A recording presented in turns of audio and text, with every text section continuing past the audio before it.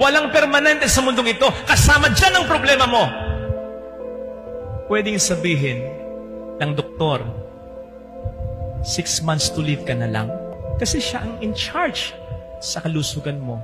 Pero, siya ba ang in charge sa buhay mo? Siya ba ang may hawak nito?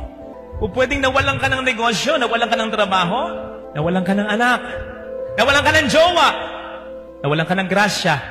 Pero kapatid, buhay ka pa. Tama, nawala ang biyaya. Maaring mahalagang biyaya. Pero kapatid, hindi nawawala ang Diyos na pinagmumula ng mas marami pang biyaya. Ang tanging permanente ay ang pagmamahal ng Diyos sa iyo. Kaya please, huwag kang pasakop sa kahit ano o sino man. Sa Diyos lang na pinakamakapangyarihan upang kahit na patuloy ka pa rin pahirapan ng mga problemang iyong pinagdaraanan, sa loob mo, maka-experience ka ng kalayaan. Kasi po pwedeng pahirapan at ibilanggo ang katawan mo, pero hindi ang puso mong naniniwala kay Kristo. Because you know, hindi ang sino o ano ang magmay-ari ng buhay mo, ang Panginoon lamang.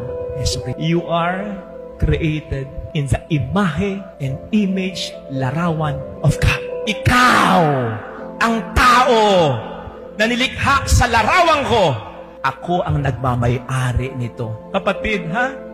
Siyang nagmamay-ari sa'yo, siyang may plano sa'yo, siyang bahala sa'yo.